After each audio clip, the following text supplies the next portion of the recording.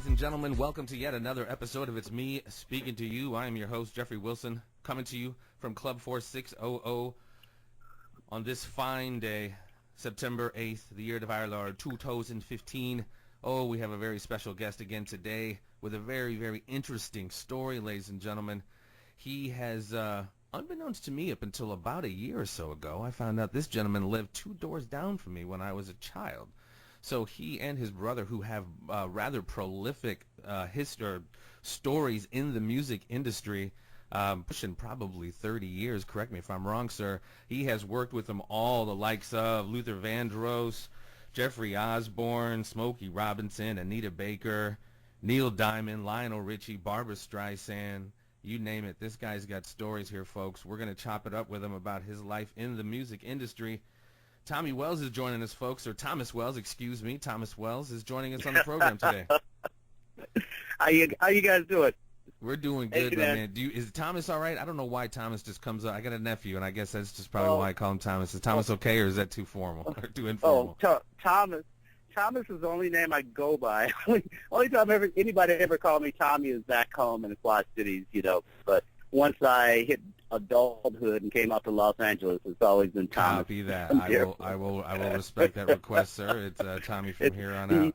You can call me that. You grew up with me. Well, yeah, 2 doors down. That's what I said. My mom and dad, who obviously you know very well, and my older brothers and sisters, at least my older brothers, it kind of filled me in about a year or so ago that we had some very interesting cats that lived down the street from us when we were growing up. If you don't mind, my friend, give us just a little brief background on your life in the Quad Cities, how you got yourself out of there, and what prompted you to get out, and what got you into the business you're in now, my friend. Okay, man. I'll try to make it brief. Well, not yet. Okay. I moved to the Quad Cities, man, in first grade, man. I'm originally from California, but I lived in Rock Island from really the first grade, onto my senior year, and had a great time, man. Very happy I was raised there. Your family was one of the first families I met as a kid, growing up in Rock Island. Your dad has always been really, really instrumental and great to me, man, especially with me growing up with 10 brothers and sisters and not have a father in my life or living with us at the time. But shout out to Kenny Wilson. Thank you, Kenny Wilson. Major. Yeah, but man, but just growing up, man, with the people there, the people that lived in my community, all my friends, it just brought me a lot of good values, man, and qualities, growing up in the Midwest. Sure. And like I said, man, I had a great time. I had a sister, if you want to talk about my business-wise, I had a sister who was into fashion, who worked in department stores and did fashion shows around town when I was growing up. And, she used to drag me around with her, man, when I was like 3rd, 4th, and 5th grade.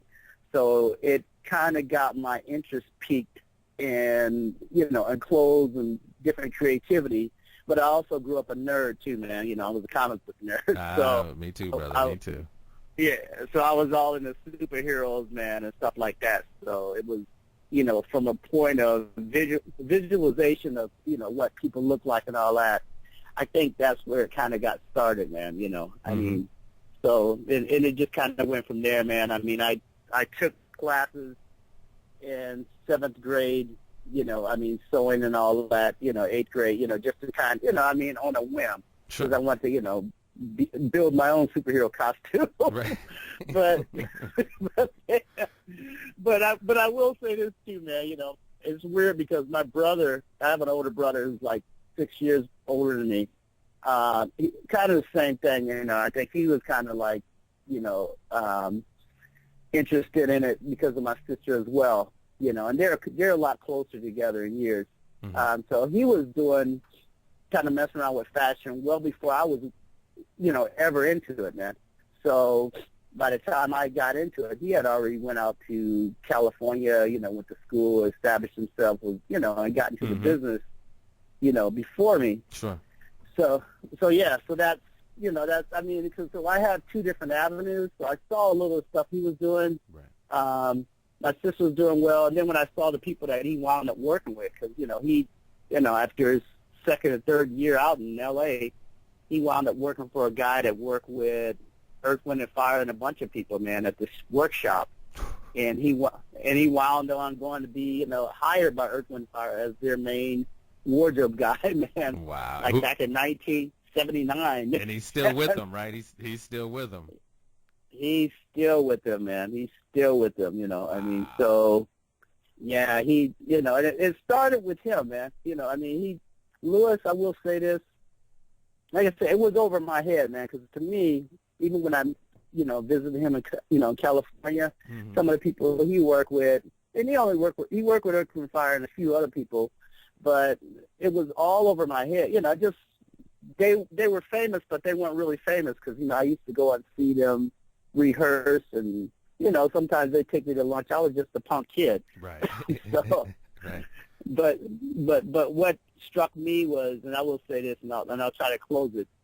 When I finally moved out here to California, this was, not too far after high school, man. I moved out here in 1981 to go to fashion school, man. But just, because I wanted to do costuming. Sure.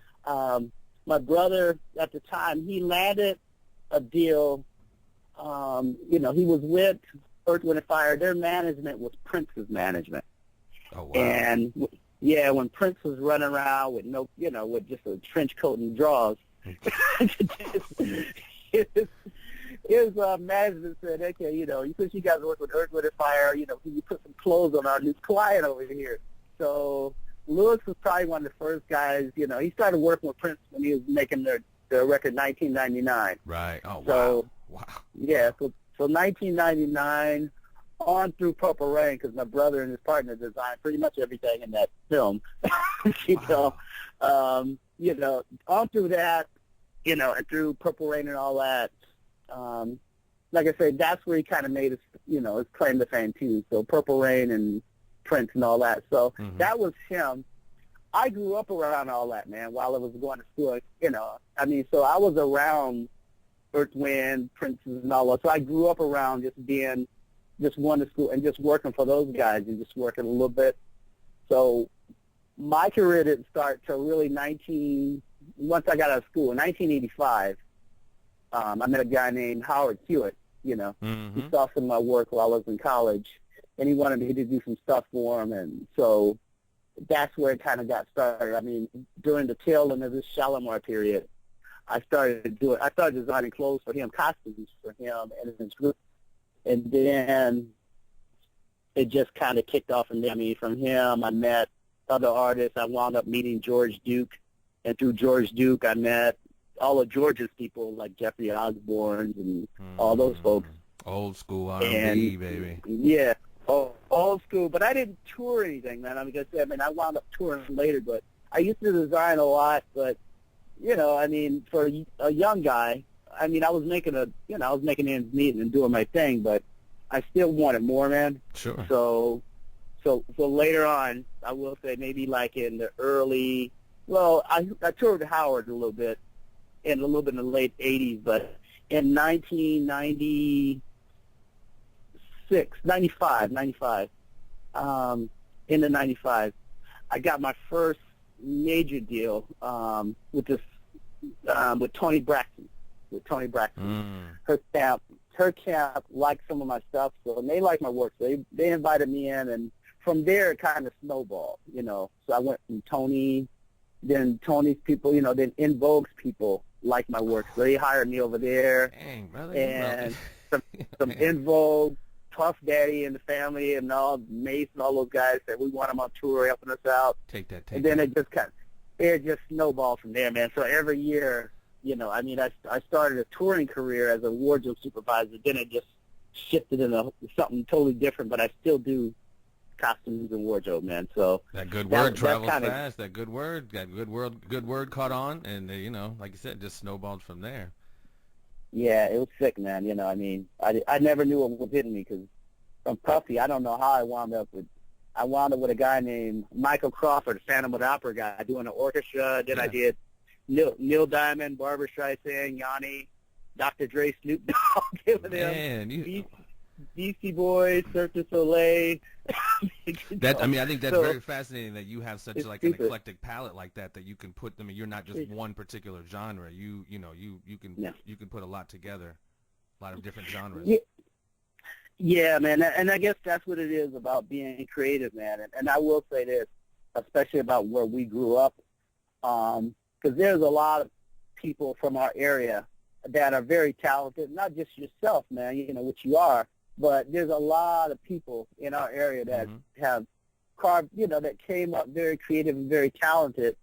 But, like I say, until they really tap it, unless they really tap their creativity or their vibe, it's never going to be unleashed, But there's so many people that came up in our area that was very creative, Absolutely. and just talented, period, man. So. Yeah, no, without a doubt. I know several. So sure. what does that bring you to now in the biz? I know obviously you're still currently, I remember you had said you're still pretty prominently working with Barbra Streisand and Neil Diamond. Tell us a little bit about what you're up to now. Oh yeah, man. I started off touring, just I was like a wardrobe supervisor designer. But as I went along with different gigs, I started studying like the lighting designers, the sound designers, set designers. So my thing was I never wanted to do the same gig, so I wanted to evolve and advance just like everybody else. Right. So over the last, I want to say, really since Cirque du Soleil back in 2006, the Delirium show, each show that I do now, I always take a separate job on the side. Like either I'll do I've done, I'm a backstage coordinator. I'll work with the production. I'll help set up the show. That's always the deal, So before the tour even starts, and this is just overall, I work with the set designers and lighting designers, not just with my costume, but, just taking notes and just learning their aspects of the job. And that goes for, like, my last 4 jobs. I think I told you I just finished. I worked with Neil Diamond all this year. I just worked with Arcade Fire, the indie rock group, all of last year. I worked with Lionel Ritchie prior to that for like about 4 months, and Barbra Streisand 2 different times, between 2012 and 2013. So man, you are staying busy. Back. You're staying busy, my friend. But the last really 4 years, man, I've been kind of nonstop, man. But like I say, man, but I ain't never gonna forget my roots. Right? No, you With can't. all that said. You can't. So you're saying, so when you're kind of in the mix in all these places, you say you're taking notes, kind of observing everybody else doing their job. What's the end game for that psychology? You have something in mind for your own? End game for me, and whether it's, I'm at a, I should say, I'm at a place right now where I can actually put a tour together. Right. I literally can actually put a tour together. In other words, if I can work with an artist and they're talking about a concept and all that, I can literally put, a show together, a tour from top to bottom. Right. But my real goal, which is still visually speaking, I want my own production company when it comes to films, because we film so many touring shows and we do so many behind-the-scene aspects. And working with cameramen and all that, that got me intrigued on doing my own projects, whether it's starting my own production company, doing maybe short films, whether it's video related or definitely movie related, because I got a lot of stories I want to tell. Right. And and if I know people that have great stories that they want to tell, I'd love to produce it. So that's kind of where I'm at right now. That's my main goal is, especially with this coming year, is trying to get my own production company kind of kicked off, so I can do my own projects and, and pique people's interest. Because like I say, I have a lot of stories to tell, and I'm sure a lot of other people do, and, I want to tell it. Yeah, the indie rock group that you had mentioned, what was the name again? Oh, that will be Arcade Fire, which is, which they have a lot of creative people in that group, man. This is really ridiculous. Yeah, you had, when we had spoken before, you had kind of mentioned, I don't know how much you can speak about it, you had kind of mentioned possible projects going on with them. Did you? Well, my thing with them, and I've worked with other people, but with them it's more intriguing because I know they're, how should I say, the lead singer of the group, his name is Win Butler. Win is an accomplished director. You know, he's a great video director and short film director. I mean, he directed all their videos for their movies. For their videos and for all their short clips for all their different touring shows. He did short Hasn't films. He won some awards? Stories. Hasn't he won some pretty big awards? Well, he's been nominated for a soundtrack. He actually got nominated for an Oscar last year. Okay. For a soundtrack of Her. You know. Oh wow. But even with that, he's a very talented director, and I just watch him do his thing, and I've always been intrigued about it, and I'm hoping to continue working with him on some basis, working with his production in the future. Sure. And I will say this, I also learned and picked up a lot of stuff from another guy who was a prominent director, but he passed away a few years ago, and that was MCA, which is Adam Yauch from the Beastie Boys. Yeah. Yeah. He was, he had a company called Oscilloscope out of New York, and even when I was working with him, I used to always help him out on his little short film projects. So little stuff like that, always had me intrigued about, not only telling the story, but actually putting it together and just presenting it, period, in a way that everybody would really feel it. Yeah, so, the Beastie Boys, they were always known for their videos being almost kind of like mini short movies, very intricate, Intergalactic comes to mind, just so many moving parts to that, an homage to the old Japanese kind of hero flicks. But yeah, those guys were very very talented, and that was definitely a loss, losing Adam there. Yeah, it was, man. It hurt me a lot too, but like I said, I learned a lot from him. And those guys, like I say, they showed me a lot, just working with them the 6 months that I did. Right. And I will say this, all in all, especially for my field, the main thing, anybody that's artistic in any capacity, the more you evolve and you express, your art or your vision on something, and you have an opportunity to express it, and especially on film, in a way that people can be passionate, and see what you see. Right. That's kind of your reward, That's your end game of getting it done. Right. But it's, the getting it started is like my vision too. Just getting it started and getting it completed. Whatever I do, but that's kind of what I want to do. I want to do little short film projects and see where it goes from there. Right. Yeah, and as a graduate of film school, essentially, I went to Columbia College in Chicago, majored in basically film and video production, and that's always a beautiful thing when you can kind of take your vision and take it through that whole process, pre-production, production, post-production, and really kind of make people feel it. It is definitely rewarding. As far as the music, I'm sorry, did you have something to add to that? No, I was just saying, and doing it for the art, man. Yeah, no, absolutely. You do it definitely for the art, man, because like I said, if you do it for the art, you do your passion, and all the rewards will come in the end. Right, and that's so absolutely true. Your motivation cannot be, kind of external stuff. It really just has to be nurturing your passion within you, and because, like I said, if you do that, everything kind of falls into place. I really agree.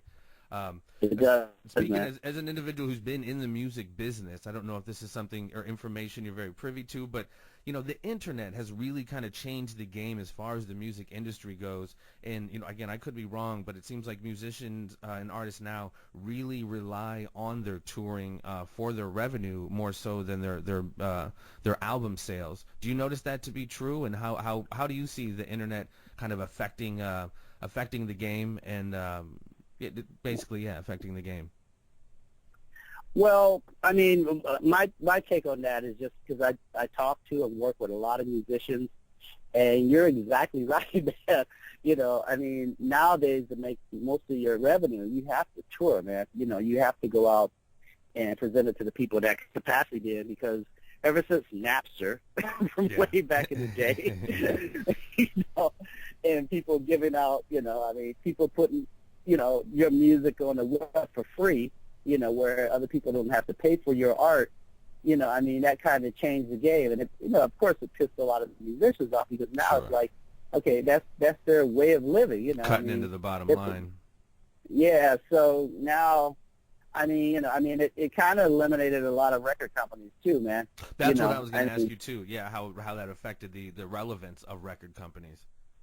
Well, that's just it. It really eliminated a lot of record companies, and really, it to me, I don't really know if there is a quote unquote music business, so to speak. Because my thing is, the business of music. Yeah, you want to get paid for your art. Now you're pretty much getting paid for a lot of your live shows, or if you can understand the business, how to capitalize on it, through certain websites or certain, certain iTunes, ways of going about doing it, then you can capitalize on it. But most of the music business to me now is more distribution, Exactly. In the past, a lot of record companies would go and groom their artists and do all that, and a lot of record companies would make a lot of money off artists too, which I didn't really like that, because I thought artists should get paid for their craft. However, nowadays I respect. Don't get me wrong, I do respect YouTube, because it's introduced a lot of people to a lot of stuff that I would never have picked up or saw or even listened to, unless I actually got on there and actually heard it for the first time. But so a lot of people, it's brought to the format of people doing their own thing, and displaying their music in their in their art form to people all over the world. Sure. But so I do like that aspect to a degree, but I still think you should be compensated for your music. I don't mind people giving you a taste of what they do, or a snippet, but Well, as an individual who, obviously you say you put together, a lot of different shows, from Cirque du Soleil to, Puffy or whatever.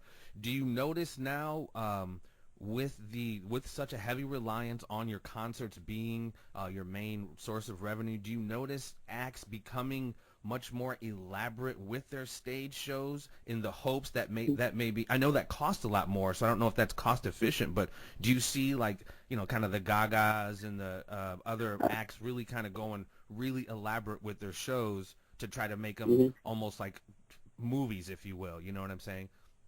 My thing is this. I think. I'm sorry, man. My thing is this. If with shows, it depends on talent. Hello? Yeah, no, I'm here. I'm sorry. Yeah, my thing is, it depends on talent, man, because if you have talent, genuine quality talent, you don't need a lot of elaborate stuff around you, and I'm saying this as a visual guy, as a wardrobe person. Sure. My thing is, it depends on the artist. If you're about your art, if you're a musician or what have you, I think if you're going to do something elaborate, if you want to go the costume route, yeah, I'm for it, because, that's more business for me.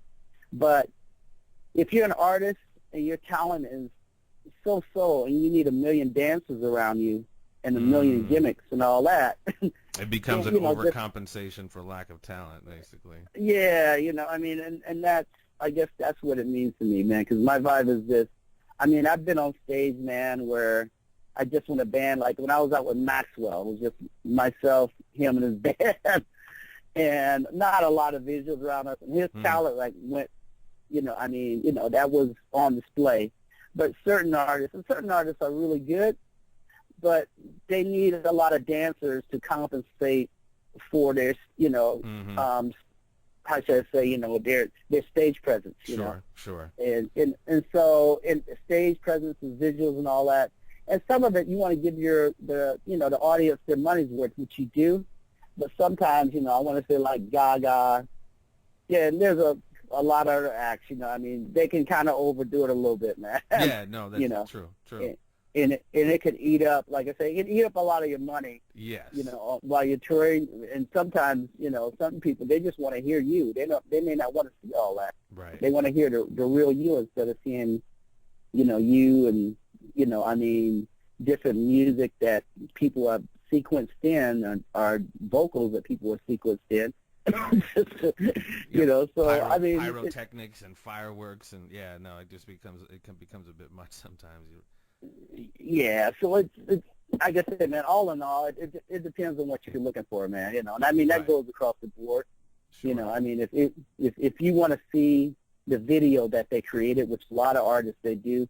They may just give you the video they created on stage. They may give you that video that you've seen on stage. So that could be a lot. That could be a lot of fluff. That could be a lot of stuff. But if you just want to give them a show or what have you, you can give them stuff, but you got to keep in mind that they really want to see you and see you perform. Right. And do what you do. They want a different version of you, not just the stage video version of you. Right, or the radio edit of your biggest song. Yeah. Yeah, they want to see another vibe. They want to feel you. Yeah, no, I totally get it. So check it out. I don't want to keep you too much longer. In your illustrious career, it's been long in the industry. Give me a couple of, for lack of a better term, your Mount Rushmore of events that you've done.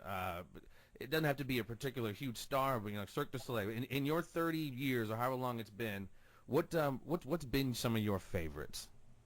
My favorites? Oh man, everybody asks me this, man. But I know. I know I get frowned upon by my latest artists too, because I love Neil Diamond to death, man. And I will say he's in my top 5. but I will say, man, the funnest tour I've ever been on, and quality people from start to finish, was the Beastie Boys. Oh, wow. And that was the Beastie Boys, man. I love Neil. Arcade Fire. I would say Beastie Boys, Arcade Fire. Definitely. My very first tour was with Howard Hewitt, so I'll give that one. I have to put that because it was my first tour. Right. And probably, Dr. Dre, Snoop Dogg, and all those guys that Up in Smoke tour with him. Oh, you were on that one? Ice Cube. Yeah, man. Hey, you ever see the credits? I'm in the credits and in the DVD if you ever look for me. Well, I'm gonna be interviewing another individual actually who was pretty intimately involved with Death Row. He was actually the bass player of the Dramatics. His name is Edward Green, T Money Green. He's gonna be on the show here in a few days. Are you familiar with Solar Records? Oh yeah, man. That's Howard Hewitt's company, man. That's okay. I went to school, me. And a good friend of mine, shout outs to my friend Nalier Van Brunt, his dad, Peter Van Brunt, was right under Dick Griffey at Solar. I'm not sure if you're familiar with Dick Griffey. I've heard that name, Van Brunt. I do know Dick Griffey. Actually, me and his daughter are really good friends right now. It's Carolyn. Okay. Is he still in Africa? Who, Griffey? Or? I thought he was living in Mr. Griffey. I thought he was living in Africa. No. Okay. No, actually, he's passed away, man, a few years ago. Oh, I apologize. I'm sorry. I didn't know that. No problem. He passed away a few years ago. Like I say, man, Solar Records gave me my first. When I first got out of school, they gave me my first.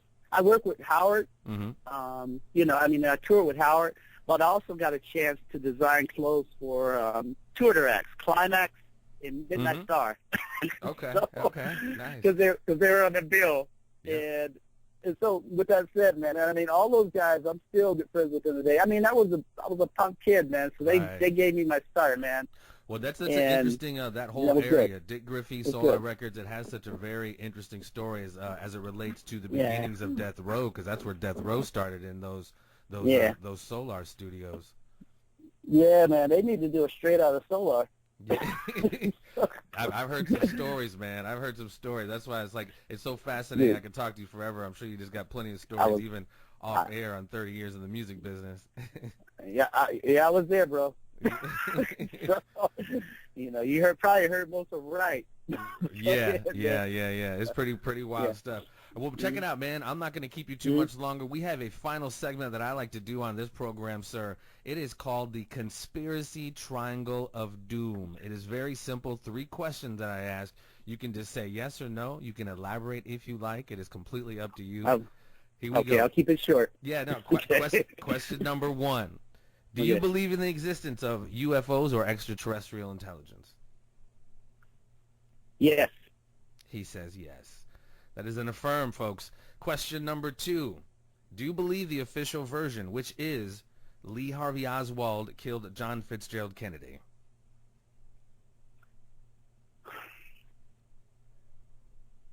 Question mark. Question. Do I believe it? I mean, I'm all about conspiracies, man. So I mean, I'll say no, man, because Okay. I don't totally trust the government.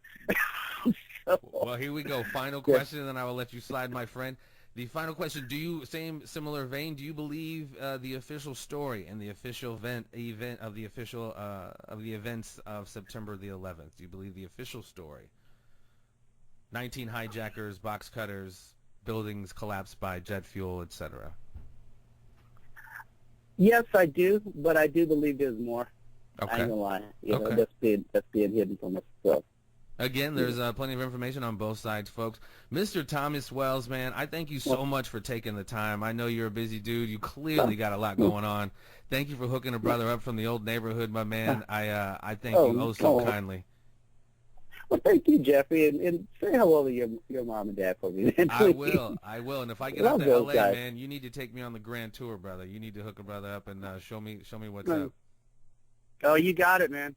You totally got it, man. It's, All right. It's very interesting. Yeah, So, I'm sure. Come on out. Come on out. All right, my man. You keep doing what you're doing, man. Take care and be well, my friend. All right. Hey, you too, man. All right. That was Thomas Wells, ladies and gentlemen. Hey, Tommy, do you have any social networking stuff that they can find you on? Anything you can that you social network with? Hey, man, just Thomas DeJuan Wells. Get me on Twitter, or you can get me on, I guess Facebook, of course, but Thomas DeJuan Wells on Twitter. That's Say that again, that's Thomas. about the only Thomas DeJuan Wells, DJUAN, on Twitter. Other than that, man, on Twitter, man. Other than that, I'm a relaxed social network guy. That's all right. Just in case anybody might want to have some follow-up questions, they can get at you, brother. Mm-hmm. Thank you again, my friend. Do. Okay, man. My pleasure. Take care, my friend. All right, you too. Bye-bye. Bye-bye. Thank you for listening to It's Me Speaking to You. Please spread the word and subscribe to the YouTube channel, and stay tuned for more conversations with a variety of guests on a variety of subjects.